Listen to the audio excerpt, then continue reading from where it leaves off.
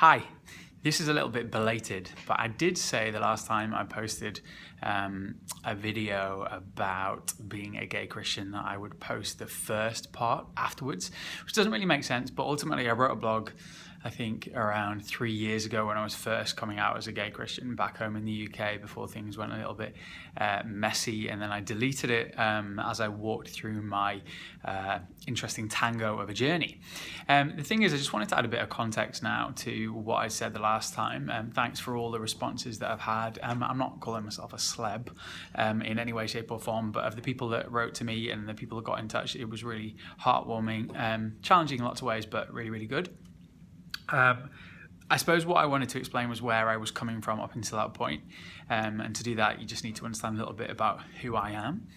I grew up in northeast Wales in the UK, in a little village that has 3 pubs, 3 churches, 3 farms. So whichever way inclined you were activity-wise, you had somewhere to go and, I don't know, milk cows or go to the pub or go to chapel. The chapel that I was part of was absolutely thriving at that point. 2 huge Christian revivals took place the turn of the last century in Wales. So there's chapels in every single corner. And we had a huge choir in our chapel, which again, we're really famous for. And I was there from when I was a baby in arms. My family's not overly religious, but I had a great Auntie Ebby who was this really staunch chapel woman who took me there from really young, and before long that had become my second community, a place that I loved, so much so that when I was little I dreamt of either becoming a vicar or an actor. Those were my 2 passions in life. There are parallels. I used to do a little collection in the front room, make my family pray. I'd be talking about Jesus all the time. So I was super, super into God. Then as I was growing up, I had a bit of a sense that I was different and not like the other lads. I couldn't quite put my finger on it, but the people who were around me could ultimately knew what was wrong with me before I did, and the bullying started and the name calling and calling me effeminate and calling me gay and calling me queer and calling me whatever the words they could think of because I didn't want to play sport, or I was more interested in listening to Motown with my mum than I was to go out and help my dad sort out the car. So fine, there were signs there, but I couldn't really put my finger on what that meant for me ultimately. When I came to come to terms with the fact that I was far more into guys than I was into girls, and that's where I felt my life was going, as uncomfortable as that is as a child, because you really don't want to be different, I went to my church leaders and I said, hey, I've got this friend who, and then told them the story about them, having homosexual feelings, and they told me, well, you can't be gay and Christian. I thought, right, so everything that I've believed, everything I've rested my life on, this little path that I thought I'd be going down is no longer available to me because of something that I can't change, that's innate, that I didn't actually ask for in the first place. Well, you know what, actually, respectfully, stuff you. And so I walked away from church for a good 10 years, moved away to Manchester because I knew I had a thriving gay scene, really wanted to explore that part of my personality, got really involved in the gay community there. It was like working in a nightclub in the gay village. When I got into my working career after university, set up national LGBT networks across the country, hugely vocal in terms of LGBT activism, but had nothing to do with church. And in fact, I would meet the Jesus Army, as they call themselves, out in the gay village, trying to convert gay people and talk to them about their sin. And I'm not doubting sin, but I'm saying that that's not necessarily something that I would label as a sin to be gay. And so I would argue the toss with them in terms of theology. So I still had a knowledge, like a head knowledge, but the heart knowledge in terms of connection and love for God, it was too painful for me to go there. Anyway, 10 years after having left church, I have this moment in this beautiful apartment in Manchester. I've got this beautiful car, great job. Everybody from the outside in thinks I've got it all made, but I was super empty. And I cried out to God. I was like, you know what, Lord, if you're real, then you've got to show yourself. And long story short, I found a church, walked in, had this incredible emotional connection with God, felt like I was loved, felt like I was accepted, and then go down this journey of getting involved in church again. But didn't tell anybody about my sexuality because I knew what the church with a big C thought about gay people. So I go down this path, end up going to Bible college because I thought maybe I can be that minister, and I kind of pressed pause on my gay identity as I started to work things out. I then go on this really painful yet really sort of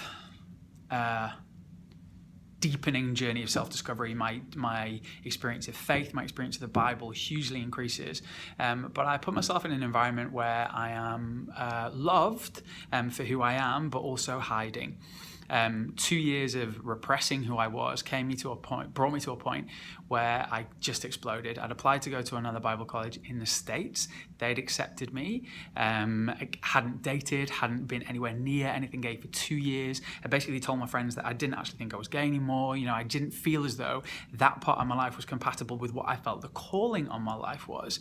So I'd gone from one extreme, which is when I was like out and about and like demanding gay rights left, right, and centre, to almost denying the fact that I was gay because it was easier to do that to accept myself. Anyway, it just became too much for me, and my mental health really started to suffer, so much so that I had a complete meltdown, if you will. Wasn't the most gracious thing in the world. I ended up being put in front of a psychiatrist, a Christian psychiatrist, who told me that I have a personality like a pendulum. I can swing from one extreme to the other. I was like, yeah, that's totally right. And he said, the thing is, you need to reconcile whether or not you want to be on that side or this side. I said, what do you mean? He said, well, the community that you're thinking about going into, or that you were part of, i.e. the gay community, is full of depravity. He used terms like the gay lifestyle, talked about men walking around in nappies. Now, I found that incredibly hurtful and offensive because these were people who were my friends, and he was ultimately talking about me in an indirect way. Another one of those opportunities where people try to be helpful and they wrap it up in grace and love, but actually what it is incredibly painful when you read between the lines. Not so much with what they say, but what they don't say. I was so messed up. My Bible college told me that I couldn't go there because I needed to sort out my issues, and I didn't know what to do. Couldn't stay in the UK, wanted to go somewhere different. So basically, bought a ticket and moved to Australia. And moving over here was my journey, trying to sort out the way to balance those two composite parts of my personality and work out who I was when I wasn't completely in one world, i.e. just out and about and clubbing and loving life and pretending God didn't exist. Not that you can't club and love God, just to clarify. Or on the other side, when I was hiding in ministry and pretending that I wasn't gay. There's got to be a way to do both. And that's kind of the place that I've come to now, where I do have peace with both parts of my personality. Don't get me wrong, it is hard at times. It's hard when people debate your very identity, if it was a theological or moral issue that they have some authority on when they don't know you, or they don't know any gay people at all. But as much as you can sometimes feel torn and conflicted, I feel as though being a gay Christian is something that is entirely possible, I'm entirely comfortable with, and I intend to use it ultimately as a gift to try and represent to both sides of the community what the other one feels. Gays don't always get Christians, Christians don't always get gays, and sometimes we need people to be a voice on the issue so that either side can understand a little bit better. So let's all agree to be part of the conversation. That was long and waffly, but that's a little bit of how I came to be the guy that I am, ever evolving, going from glory to glory, or ultimately just trying to stumble forward in life and make a bit of a difference wherever I can. So that's where I was, you know where I am now, and I'm looking forward to the future in terms of where we as a collective community can take people in representing Jesus better, but also loving on people, bringing equality into the broader domain, and ensuring that LGBT young people do not grow up confused, conflicted, or rejected, because they belong, they have a place, and they deserve to know that they are loved. Hope that makes sense. Please feel free to send me any comments, questions. Just love being part of the conversation. Love you heaps.